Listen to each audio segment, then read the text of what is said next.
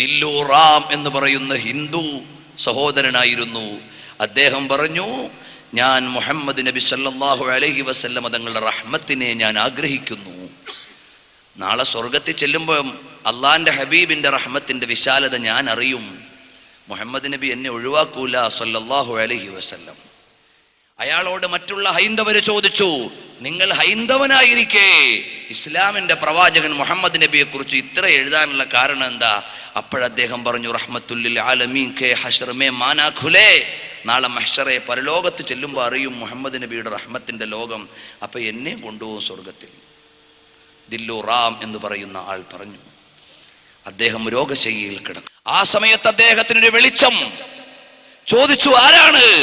ഇന്നലെ വരെ കവിത എഴുതിയ നേതാവാണ് ഞാൻ, എനിക്ക് സ്വർഗം വേണം. അപ്പൊ അള്ളാന്റെ റസൂല് പറഞ്ഞു, ആത്മീയമായ രീതിയിൽ നിങ്ങൾ കലിമ ചൊല്ലി വരിക, നിങ്ങൾക്ക് സ്വർഗം തരാം. അഷ്ഹദു അല്ലാ ഇലാഹ ഇല്ലല്ലാഹ് എന്ന് രോഗശയ്യയിൽ കിടന്ന് ദില്ലു റാം പറഞ്ഞു. അപ്പോൾ പറഞ്ഞു, എനിക്ക് പേരുകൂടി അവിടുന്ന് തരണം. അള്ളാന്റെ ഹബീബ് സല്ലല്ലാഹു അലൈഹി വസല്ലം തങ്ങൾ കൊടുത്തു അത്രേ, കൗസർ അലി കൗസരി. അദ്ദേഹത്തിന്റെ പേര് നിങ്ങൾക്ക് ഇന്റർനെറ്റിൽ അടിച്ചു നോക്കിയാൽ കാണാം. ദില്ലു റാം കൗസരി എന്നടിച്ചാൽ അദ്ദേഹത്തിന്റെ ചരിത്രവും അദ്ദേഹത്തിന്റെ കവിതയും ഇന്റർനെറ്റിലൂടെ നമുക്ക് ലഭ്യമാണ്. അപ്പൊ അദ്ദേഹം അമുസ്ലിമായിരിക്കെ തന്നെ വിശ്വസിച്ചു, അല്ല ദില്ലു റാം കൗസരി അദ്ദേഹം ഇസ്ലാമിലേക്ക് വന്നത് അള്ളാന്റെ റസൂലിന്റെ റഹ്മത്തിനെ പ്രണയിച്ചിട്ടാ. അവിടുന്ന് പറഞ്ഞു, അള്ളാന്റെ ഹബീബ് നാളെ എന്നെയും സ്വർഗത്തിൽ കൊണ്ടുപോകും. ഏഹേ മഹബത്ത്. ആ മഹബത്തിലൂടെ അദ്ദേഹം പോയി. ഇതുപോലെയാണ് സഹോദര, അള്ളാഹുവിന്റെ ഹബീബിനെ ഇഷ്ടപ്പെടണം നമ്മൾ. ഏതെങ്കിലും ഒരുത്തന്റെ പിന്നാലെ പോയിക്കൂടാ. എന്റെ പ്രിയപ്പെട്ട പെങ്ങളോട് ഇസ്ലാമികമായ സ്നേഹത്തിന്റെ ഭാഷയിൽ പറയട്ടെ മോളെ, താൽക്കാലികമായ രസത്തിനും സുഖത്തിനും വേണ്ടി കയ്യിലുള്ള മൊബൈലിലൂടെ വൃത്തികെട്ട ചിത്രങ്ങൾ കണ്ടുകൊണ്ട് രാപ്പകലുകൾ വ്യത്യാസമില്ലാതെ വഴിവേടാകുന്ന പുതിയ തലമുറയോട് ഈമാനിന്റെ ഭാഷയിൽ പറയാണ്, മോനെ, നിന്റെ കൽബിലേക്ക് ഹബീബിനെ ഒന്ന് കൊണ്ടുവന്നിട്ട് നീ ഒരിടത്തിരുന്നൊരു 10 സ്വലാത്ത് ചെല്ലുമ്പോ നിന്റെ മനസ്സിലേക്ക് കുളിര് പെയ്യും മോനെ. നമ്മൾ ചില സ്ഥലത്തൊക്കെ ഇരിക്കുമ്പോൾ നമ്മുടെ മുസ്ലിം സഹോദരന്മാരുടെ ഫോൺ റിങ് ചെയ്യുമ്പോൾ കേൾക്കുന്നത് സിനിമാ ഗാനം. ചിലയിടത്ത് നിന്നൊക്കെ നമ്മുടെ സുഹൃത്തുക്കൾ അല്ലെങ്കിൽ ഏതെങ്കിലും ഒരു മുസ്ലിം സഹോദരനെ വിളിക്കുമ്പോൾ ചിലപ്പോൾ കേൾക്കുന്നത് വൃത്തികെട്ട ഗാനങ്ങൾ. നമ്മൾ അതിൽ നിന്നൊക്കെ മാറണം. നമ്മളൊരു സംസ്കാരത്തിന്റെ ആളുകളാണ്. ലോകം അതിജയിച്ച ഒരു പ്രവാചകന്റെ അനുയായികൾ, ലോകത്തെ അതിജയിച്ച ഒരു ഖുർആനിന്റെ ആളുകൾ, ലോകത്തെ മുഴുവനും എവിടെയും പറയാൻ പറ്റുന്ന എവർ ലേറ്റസ്റ്റ് പരിശുദ്ധമായ തൗഹീദിന്റെ പ്രഖ്യാപനം എവിടെയും നടത്താൻ പറ്റുന്ന ആളുകൾ, സമ്പന്നമായ ഒരു വിശ്വാസം, സമ്പൂർണമായ ഒരു വേദം, സത്യസമ്പൂർണരായ ഒരു പ്രവാചകൻ സല്ലല്ലാഹു അലൈഹി വസല്ലം, എല്ലാം നമ്മുടെ കയ്യിലുണ്ട്. പക്ഷേ നമ്മുടെ അശ്രദ്ധ കൊണ്ട്, നമ്മൾ ഭൗതികമായ താല്പര്യങ്ങളിൽ പെട്ടുപോകുന്നത് കൊണ്ട് നമ്മുടെ ജീവിതം മുഴുവനും വഴികേടായി സഞ്ചരിക്കുകയാണ്. അതുകൊണ്ട് നമ്മൾ വരണം ആത്മീയതയുടെ വഴിയിലേക്ക്. നബി സല്ലല്ലാഹു അലൈഹി വസല്ലം തങ്ങളെ മഹബത്ത് വെക്കണം മോനെ. ആ മഹബത്ത് വർദ്ധിക്കാനുള്ള ഒരു വഴി ഏതാണ്? ഇത്തിബാഉ സുനനി റസൂലില്ലാഹി. നബി സല്ലല്ലാഹു അലൈഹി വസല്ലം തങ്ങളുടെ സുന്നത്തിനെ ഹയാത്താക്കണം മോനെ. ക്ലീൻ ഷേവ് ചെയ്ത ഉപ്പമാരെന്റെ മജ്ലിസിലുണ്ടോ? ജ്യേഷ്ഠന്മാരെന്റെ സദസ്സിലുണ്ടോ? ഇതൊരു ഹിദായത്തിന്റെ നിമിഷമായി നിങ്ങൾ ഏറ്റെടുക്കണം. എന്റെ പ്രിയപ്പെട്ട ഹബീബിന് ക്ലീൻ ഷേവ് ചെയ്യുന്നത് ഇഷ്ടമല്ല. ഞാനിതാ ഇതേ സെക്കൻഡിൽ തന്നെ ഞാനിതിൽ നിന്ന് മാറുന്നു. മോനെ, നീ ഒരു ബിൻ ലാദൻ മോഡൽ ദാടി വെക്കണമെന്നല്ല, ദാടി വടിക്കുന്നതിൽ നിന്ന്, ക്ലീൻ ചെയ്യുന്നതിൽ നിന്ന് മാറി അടിസ്ഥാനപരമായ സുന്നത്തിനെ നീ ഹയാത്താക്കണം മോനെ. അത് ഹബീബിനോടുള്ള മഹബത്താണ്. നാളെ തൊട്ടടുത്ത പള്ളിക്കാട്ടിലേക്ക് നിങ്ങളുടെയോ എന്റെയോ ജനാസ കൊണ്ടുവെക്കുമ്പോ ഒരു ഉരുള മണ്ണെടുത്തിട്ടതാ നമ്മുടെ കവളത്തേക്ക് വെച്ചു തരുന്നു. അവിടെ റസൂലുള്ളാഹി സ്വല്ലല്ലാഹു അലൈഹി വസല്ലം തങ്ങളെ ഇഷ്ടം വെച്ച് ഞാൻ എൻ്റെ നേതാവിനെ സ്നേഹിച്ചിട്ട് വെക്കുന്ന സുന്നത്തിന്റെ ദാടി എവിടെ ഉണ്ടെങ്കിൽ അതൊരു കാവലാണ് മോനെ. അതാലോചിച്ചിട്ടെങ്കിലും എൻ്റെ ഉപ്പമാര് നിങ്ങളുടെ ക്ലീൻ ഷേവ് ഒന്ന് മാറ്റിയിട്ട് ദാടി നിലനിർത്തണേ ഉപ്പാ. അത് നാളെ ഖബറിൽ ഒരു കാവലാണ്. ഖബറിലേക്ക് വെച്ച് കഴിയുമ്പോ മദീനത്തുനിന്നൊരു പ്രകാശം വരും. ഖബറിലേക്ക് കാണിക്കപ്പെടും അല്ലാഹുവിന്റെ റസൂൽ സല്ലല്ലാഹു അലൈഹി വസല്ലം തങ്ങളെ. ഫോട്ടോ അല്ല. അള്ളാഹുവിന് എന്തൊക്കെ സംവിധാനമാണുള്ളതെന്ന് നമുക്കറിയില്ല. ഡൽഹിയിൽ ഇരിക്കുന്ന പ്രധാനമന്ത്രിയെ ലൈവായി തത്സമയം കാണാൻ ഇന്ത്യൻ പൗരന്, ലോക പൗരന്മാർക്ക് അവകാശമുണ്ടെങ്കിൽ ലോകത്തിന്റെ നേതാവിന് ലൈവായിട്ട് ഖബറിൽ കാണാൻ റബ്ബിന് സംവിധാനമുണ്ടാകുമല്ലോ. അപ്പൊ റസൂലുള്ളാഹി സ്വല്ലല്ലാഹു അലൈഹി വസല്ലം തങ്ങളെ തന്നെ നേരിട്ട് കാണിക്കപ്പെടും മോനെ. എന്നിട്ട് ചോദിക്കും, ഈ നേതാവിനെ അറിയുമോ?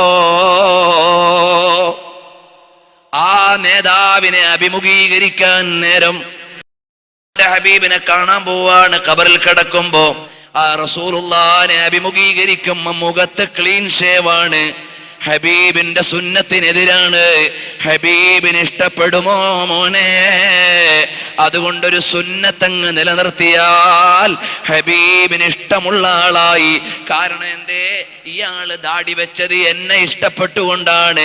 ഹബീബിന്റെ ഇഷ്ടം കിട്ടുമല്ലോ മോനെ. ഒന്ന് നിലനിർത്തിക്കൂടെ? പ്രിയപ്പെട്ട പെങ്ങളെ, നിന്റെ ബോഡി ഷേപ്പ് പർദ്ദയൊന്ന് മാറ്റിവെക്കുമോളെ.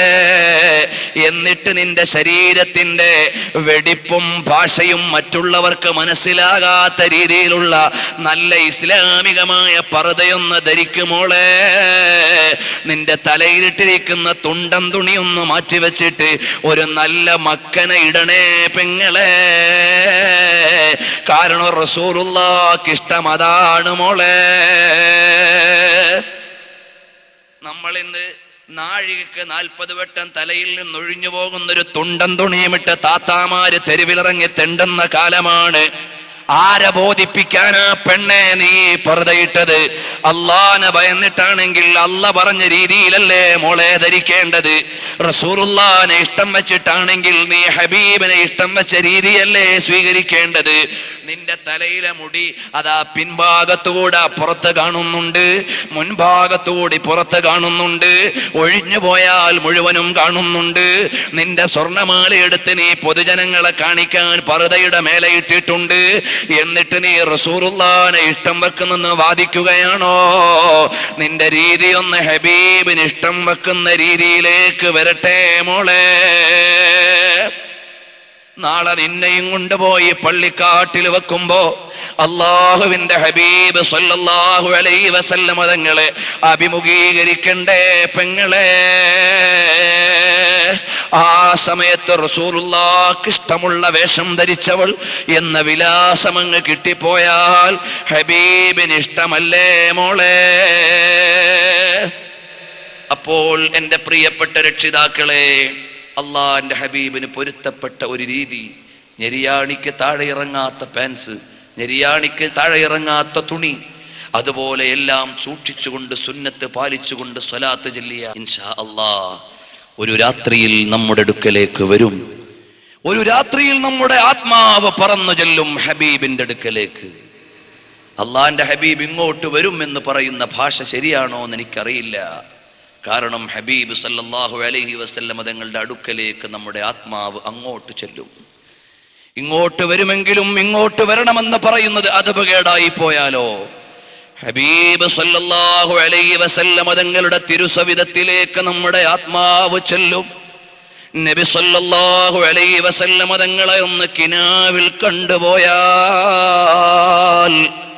മൻ റആനി ഫിൽ മനാം കഅന്നമാ റആനി ഫിൽ യഖ്ളാ. അല്ലാഹുവിന്റെ ഹബീബ് സല്ലല്ലാഹു അലൈഹി വസല്ലം തങ്ങളെ ഒന്ന് കാണാൻ കഴിഞ്ഞാൽ അത് വലിയ ഭാഗ്യമല്ലേ മോളെ? അപ്പോൾ നബി സല്ലല്ലാഹു അലൈഹി വസല്ലം തങ്ങളെ കാണാനുള്ള വലിയ വഴി ഏതാണ്? സുന്നത്തിനെ അങ്ങ് പാലിക്കണം. നബി സല്ലല്ലാഹു അലൈഹി വസല്ലം തങ്ങളുടെ തിരുചര്യകളെ പാലിക്കണം. അന്യ സ്ത്രീകളെ കണ്ട് കമന്റ് അടിച്ചിട്ട് റസൂലുള്ളാഹിനെ കാണണമെന്ന് പറഞ്ഞ് നടന്നിട്ട് കാര്യമുണ്ടോ? അന്യ പുരുഷന്മാരെ കമന്റ് അടിച്ചിട്ട് റസൂലുള്ളാഹി സ്വല്ലല്ലാഹു അലൈഹി വസല്ലമ തങ്ങളെ കാണണമെന്ന് പറഞ്ഞ് നടന്നിട്ട് കാര്യമുണ്ടോ? നബി സ്വല്ലല്ലാഹു അലൈഹി വസല്ലമ തങ്ങള് ത്വാഹിറായ നബിയാണ്, അവിടുന്ന് നജസ് തട്ടുകയില്ല. അപ്പൊ നജസായ ഖൽബിൽ അല്ലാഹുവിന്റെ റസൂൽ വരുമോ? നമുക്ക് ആശിച്ചു പോകാമല്ലോ. റഹ്മത്തുൽ ലിൽ ആലമീൻ സ്വല്ലല്ലാഹു അലൈഹി വസല്ലം തങ്ങൾക്ക് ഇരിക്കാൻ പറ്റുന്ന ഒരു ഖൽബ് നമുക്ക് കിട്ടിപ്പോയാൽ നമ്മൾ വലിയ ഭാഗ്യവാന്മാരായി പോയി. അല്ലാഹുവേ ഞങ്ങൾക്ക് നൽകണേ അല്ലാഹ്. അതുകൊണ്ട് എൻ്റെ പ്രിയപ്പെട്ട മുസ്ലിം ചെറുപ്പക്കാരനോട് പറയാനുള്ളത്, നീ എത്ര വലിയ വിദ്യാഭ്യാസം നേടുന്നവനായാലും വലിയ വലിയ ഡെസിഗ്നേഷൻ ഉള്ളവനാണെങ്കിലും ഉന്നതമായ പദവികളിൽ ജീവിക്കുന്നവനാണെങ്കിലും, മോനെ എന്നെയും നിന്നെയും സ്വർഗത്തിൽ കൊണ്ടുപോകേണ്ട ഒരു നേതാവുണ്ട്. ആ നേതാവിനെ മറന്നിട്ട് ജീവിതം വേണ്ട. സ്വലാത്തു ചൊല്ലി ചൊല്ലി റസൂലുള്ളാഹിനോട് ചേരുമ്പോ നീ എത്ര വലിയ എഞ്ചിനീയറിംഗ് കോളേജിലെ വിദ്യാർത്ഥിയായാലും IAS പഠിക്കുന്നവനാണെങ്കിലും നീ ശരീഅത്തിന്റെ നിയമങ്ങളെ പാലിച്ച് സുന്നത്തുകളെ ശ്രദ്ധിച്ച് നല്ലവനായി ഒന്ന് ജീവിച്ചിട്ട് സ്വലാത്തു ചൊല്ലിയിട്ട് കിടന്നാൽ റഹ്മത്തുൽ ലിൽ ആലമീൻ മുഹമ്മദുർ റസൂലുള്ളാഹി സ്വല്ലല്ലാഹു അലൈഹി വസല്ലം തങ്ങൾ നമ്മെ സ്വീകരിച്ചു കഴിഞ്ഞാൽ അതാ നമ്മൾ എത്തിപ്പോയി ഇലാ ജനാബി റസൂലില്ലാഹി സ്വല്ലല്ലാഹു അലൈഹി വസല്ലം തങ്ങളുടെ അടുക്കലേക്ക്.